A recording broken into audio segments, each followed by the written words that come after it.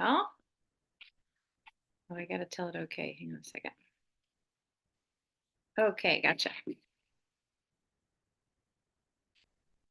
Today, I want to discuss love and forgiveness. Why? We talk about this all the time. Yeah, yeah, we do. But the culture that we live in and the programming we have been filled with bombards us with lies regarding love and real forgiveness. So I am constantly retraining my thinking on this subject. And I always share on something I'm working on. So this is what I'm working on. This is my personal work on right now. And I want to share it with you. Maybe you'll benefit from it as well. In Romans 5, verse 5, it says, "The love of God has been poured out in our hearts by the Holy Spirit who is given to us." I don't feel like this verse is very complicated. I think it's pretty simple. The love of God, which is agape, has been poured out in our hearts by the Holy Spirit who is given to us. Okay. Well, obviously, the love of God is not natural human love. The word agape is the word here, and it's the love that is of God. There's a wonderful definition of this that I want to refer to, and it states that agape is the love of God in the renewed mind in manifestation. This love is seen in me when I choose to renew, make new, change my thinking, and transform from human thinking to supernatural thinking. Then I manifest it to bring it into this realm. Agape is a supernatural love that the supernatural has poured out onto our heart from his own being. It's beyond the natural, it's a higher realm. This love is strong, this love is enduring, this love has characteristics unlike human love.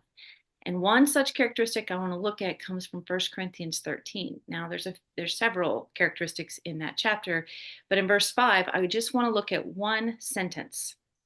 It says, and this is the amplified version, love agape, it takes no account of the evil done to it.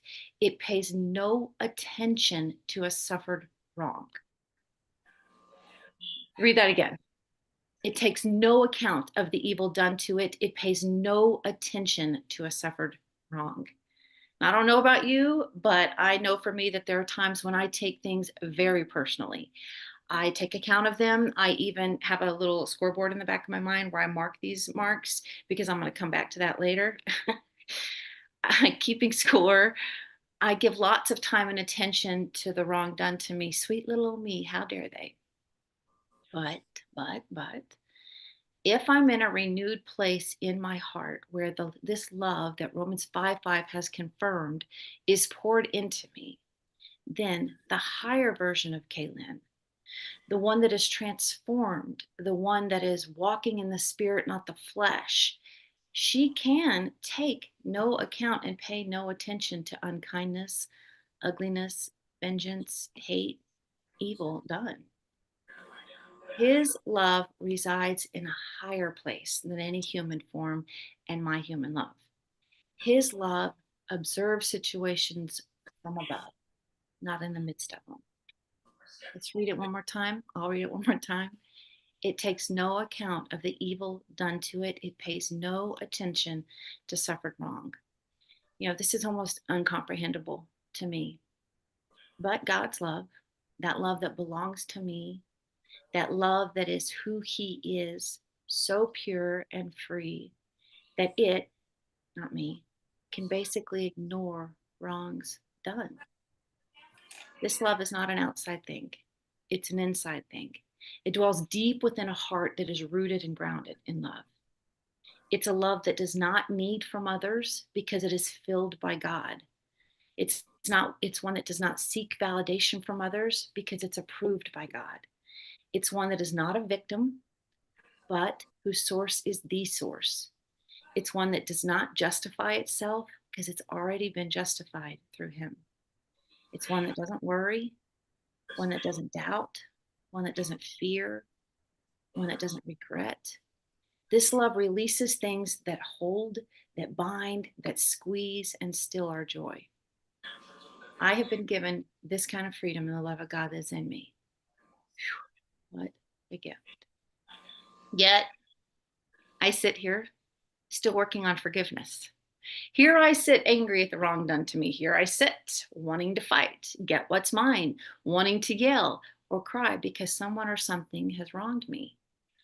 This is the internal struggle that I am working on. And as I ask for wisdom, I know He gives it freely. Dad, how do I walk in your kind of love? How do I live in the love that you have already placed inside of me instead of the hurt that my heart wants to wallow in? Practice forgiveness.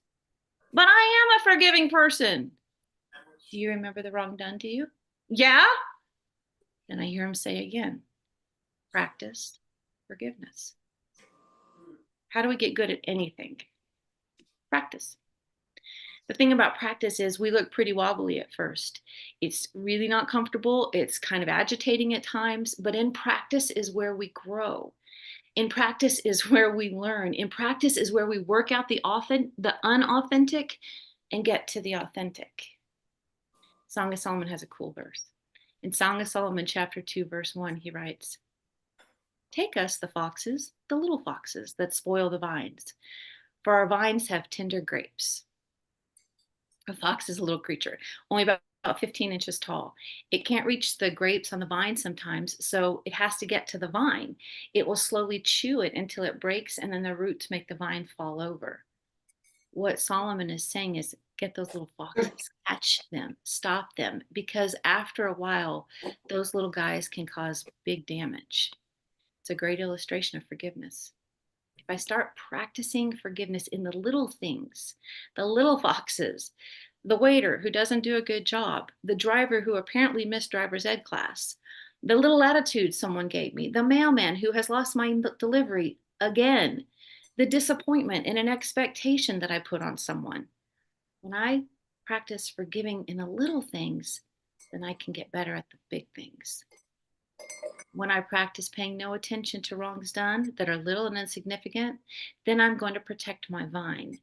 And I'm going to get better at forgiveness for those things that could, if I allowed them, cut to the core. So here's my practice. Here are some of the verses that I've been using to practice forgiveness. Proverbs 12:16 Amplified. The arrogant fool's anger is quickly known because he lacks self-control and common sense, but a prudent man ignores an insult. Proverbs 12:16 TPT. If you struggle off an insult and refuse to take offense, you demonstrate discretion indeed. But the fool has a short fuse and will immediately let you know when he's offended.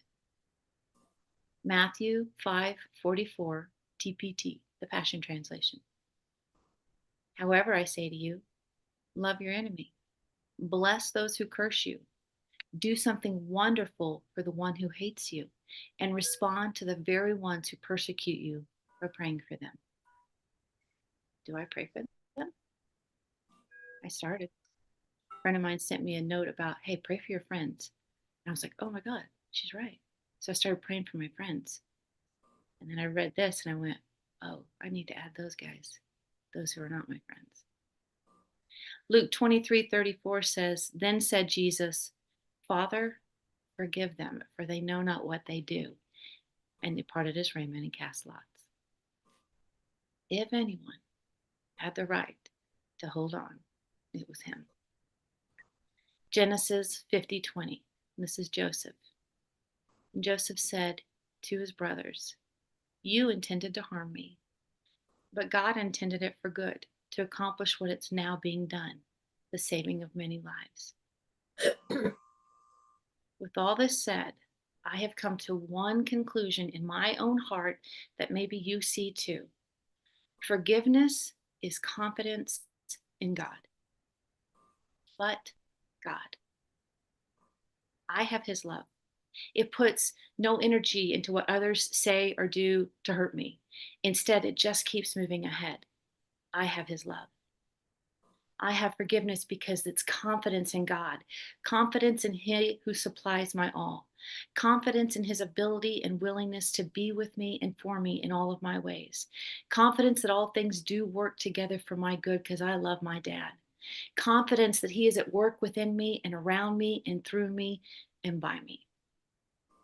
Confidence in God is what forgiveness is. I want to close with a poem entitled Forgiveness. Forgiveness is not what I thought it to be. I am owed an answer, a word, an apology. Yet here I wait, not a word is spoken. Guess I'll stay angry, stay bitter, stay broken, wallow in my pain, wallow in my regret, pine for the lost youth I can never get. What a way to live a life. Something about this cannot be right. What if instead of this pitiful state, I let love melt away this detestable hate? Love for myself at the beginning of this new journey, realizing I can forgive myself and forgive others without worry. Worry that I'll miss something, worry that I can't, worry that if I let go, I just might forget. Forgiveness is not what I thought it to be. Forgiveness begins by forgiving me, then loving myself enough to learn about boundaries, loving myself enough to release what once harmed me. The power to be free resides solely in me. I'm running towards this freedom and I'm running fast. A heart planted in forgiveness cannot live in the past. I love you.